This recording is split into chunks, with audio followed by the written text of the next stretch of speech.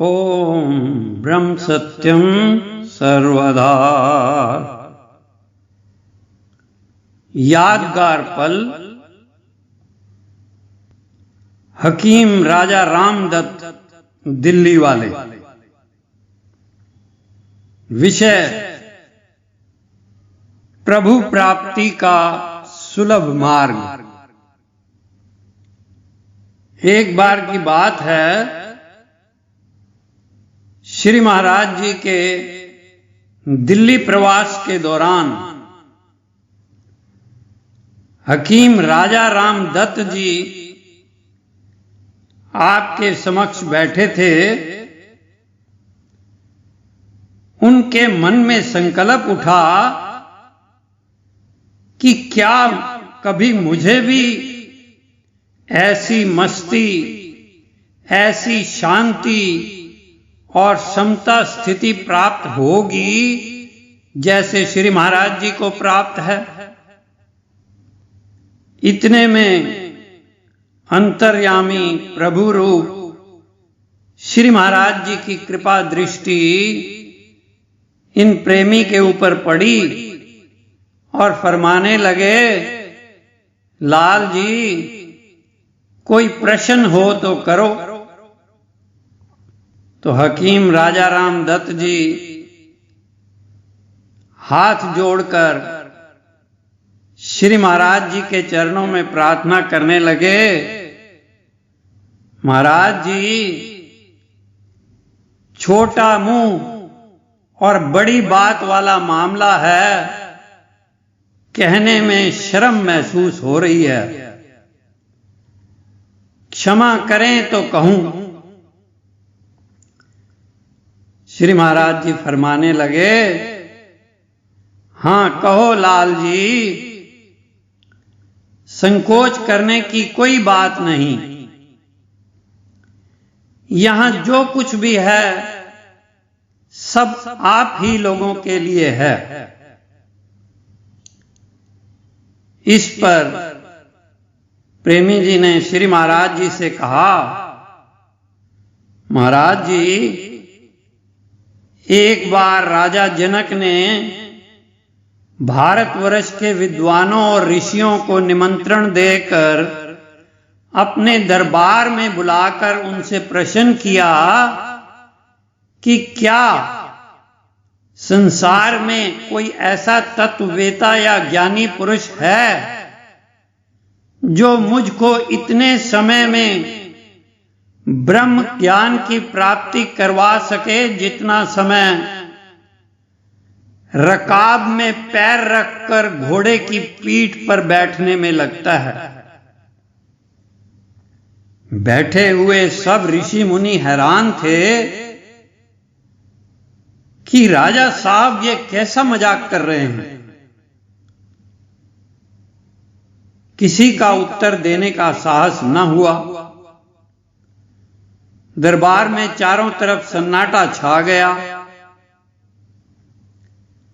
इतने में एक ऋषि बालक जिसका शरीर 8 जगह से टेढ़ा था, वह सामने आकर उपस्थित हुआ, जिसका नाम अष्टावक्र था।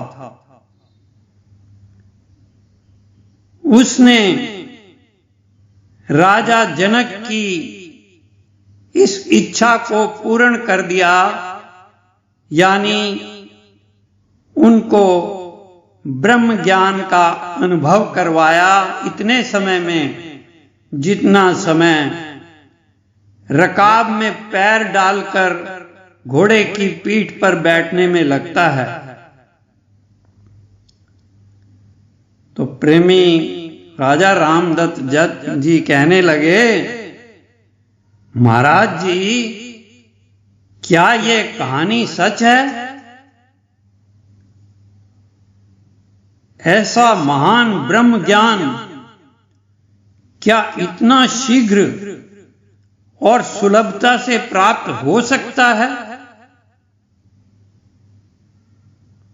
प्रश्न सुनकर श्री महाराज जी मुस्कुरा दिए और फिर फरमाया, यह सत्य है। घोड़े की पीठ पर बैठने में तो फिर भी टाइम लग जाता है। अगर गुरु कृपा हो जाए और शिष्य सुपात्र हो तो एक पलक में भी काम बन जाता है। जितना समय एक पलक को झपकने में लगता है, इतने समय में भी काम बन जाता है। हकीम राजा रामदत्त जी ने हाथ जोड़कर निवेदन किया, आप अंतर्यामी हैं। हम लोग भली भांति अपनी कमजोरियों को जानते हैं, अच्छी तरह ये समझते भी हैं